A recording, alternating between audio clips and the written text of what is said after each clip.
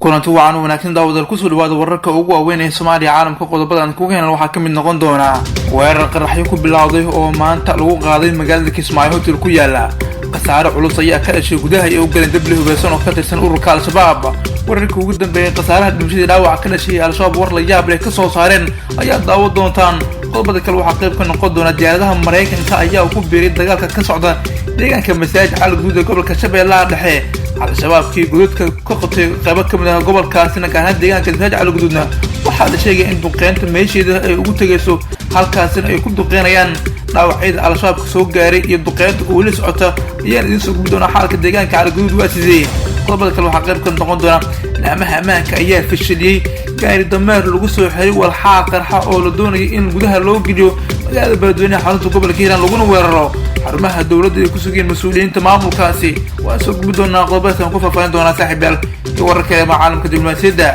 fadlan haddii aad noqoto subscribe una sarkan balkan furo una sii share gareeya axmed markasta jooga idinku commentiga like inoo reebaya aad baad u mahadsantihiin aan ku bilowno magaalada Kismaayo ee gobolka Jubbada Hoose wararka ka imaanaya waxay sheegayaan in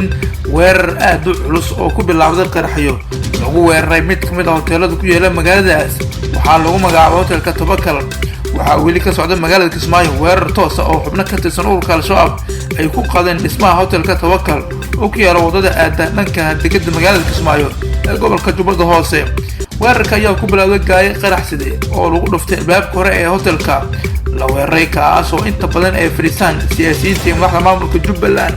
qasaare kala duwan isku jira dhimashada dhaawac ayaa jira balse si dhab ah looma xaqiijin karo maadaama uu weli socdo weerarka lagu qaaday magaalada Kismaayo ee wareed lagu kalsoon yahay ayaa inoo sheegay in xilliga weerarka dhacay hotelka uu ka socday shir ku saabsan gulufka ka dhanka Al-Shabaab isoo kale seminar dawladeed oo loo qabtay shaqada ka tirsan dawlad goboleedka Jubbaland lama oga qasaaraha soo gaaray mas'uuliyiinta goobta ku sugnayd waxaana weli socda dagaalka u dhaxeeya xubnaha gudaha u gala hotelka iyo ciidamadii ammaanka oo hotelka guud ahaan bahareeyay iskuna gidaamay laamaha ammaanka si meesha aysan ugu baxsan kooxihii gudaha u soo galay hotelka dhinaca kale Al-Shabaab ayaa sheegatay mas'uuliyadda weerarkan waxayna shaacisay in hotelka ay la wareegeen xubno weerarka fuliyay sida ay hadal ku dhigeen tigita weerarka Kismaayo ka socda ayaa ku soo aadaya xilli maalmihii ugu dambeeyay magaalada laga dareemayay abaabulka dhinaca ururka Al-Shabaab ee ku sugan Jubbooyinka dhaqdhaqaaqa Al-Shabaab ayaa sidoo kale waxa ay xaqiijinayaan in qasaare badan uu jiro soo dhinacyadu ay weli xaqiijin wararka madax bannaan Al-Shabaab iyo maamulka Jubbaland ayaa inoo xaqiijinaya in dhaawacyada deegaanka ay u badnaan dad arday iskuulaya halka mas'uuliyiin ay jiraan dhimasho dhaawac ka soo gaar weerarkaasi wixii ka soo kordhay weerarkaasi wararkeena dambe ayaan kugu soo gudbidana saaxiibayaal bal markaana haddii aan aadno diyaaradaha dagaalka ee Mareykanka ayaa ku biiray duqeynta markaas ka socota deegaanka masaajid Al-Guud gobolka Shabeellaha Dhexe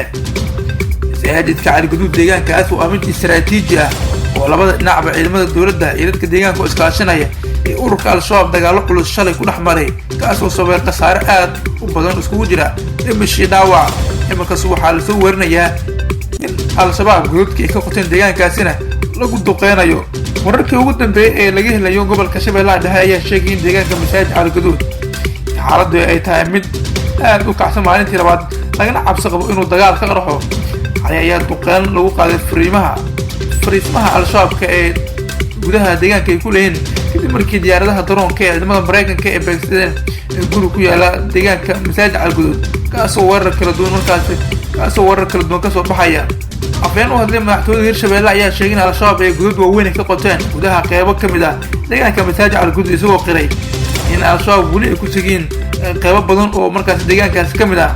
dagaalkii shalay ilaa xalay oo socday in ka badan 6 saacadood ayaa dhaliyay qasaare badan waxayna ciidamadu dawladdu guulo ka sheegteen dagaalkii xalay halka Al-Shabaab ay dhigooda ay sheegteen inay dileen askar badan oo 20 gaaris ayna gubeen gaariid ay leeyihiin saraakiisha hogaaminaysa ciidamada dawladdu waa sida ay hadal ku dhigeen magaalada Muqdisho la soo gaarsiiyay xalay dhaawacyada askartii ka dagaalameysay masaajidka Al-Guud waxaana isbitaalka ku booqday guddoomiyaha gobolka Banaadir xaaladda masaajidka Al-Guud ayaa weli kacsan waxaana muuqata inaan lagu kala bixin dagaalkii shalay ilaa xalay socday welina ay socoto duqeyn dhanka cirka dhanka diyaaradaha Al-Bayrak lagu magacaabay Turkiga ayaa qayb ka ah weerarkaasi iyo duqeymaha Al-Shabaab lagu geysanayo deegaanka masaajidka Al-Guud halkaasina gudadkooda lagu galayo waana dagaalo aad u qaran masaajidka Al-Guud ayaa la sheegay inuu yahay mid aan ugu soo ordahayn oo dhinacyadu aag dagaal ay ka wada samaysteen ayna ku wada sugan yihiin. taas ayaa caddeynaya in halkaasi uu yahay deegaan aad u culus, al-shabaabna aysan doonin in si fudud oo gacantooda kaga baxo maadaama ay og yihiin haddii deegaankaas uu ka farbaxana ay wajihi karaan xaalado deegaano kale in markaasi si fudud ay gacantooda ay ugu baxaan maadaama hadda dab xoogan lagu gaarsiinayo qaybo badan oo kamid ah gobolka hiiraan halkaas oo dagaalada ugu culusna ay ka socdaan. qaybihii dhexe ayaa daawanaysaan saaxiibayaal, haddii aad noqoto subscribe noo soo gambala kana furno si sheergareeya saaxiibada markasta joogaan dadku commentiga like inoo reebay aad baad u mahadsantiin. bal markaana beledweyne ciidamada ammaanka dowladda ayaa fashilay weerar qarax oo ay soo maleegeen dagaalyahanada al-shabaab ka tirsan kaas oo la damacsanaa fariisan ciidanka xoog dalkay ku leeyihiin dowladka magaalada beledweyne. wararka ayaa sheegay in ciidamada ay gacanta ku dhigeen gaari dameer lagu soo raray walxaha qaraxa kaas oo kusoo wajahnaa dhinaca magaalada beledweyne. saraakiisha ammaanka ayaa sheegay inay heleen xogta gaari dameerka islamarkaana ay ka hortageen kadib howlgal ay ka sameeyeen dowladka beledweyne. wararka ayaa intaas kusii daraya in ciidamada ammaanka iyo xubno ka tirsan ururka shabaab oo waday qaraxa ay ku dagaalameen halkaas, waxaana lasoo wariyey in dagaalyahanada shabaabka ay goobta ay ka carareen kadib markii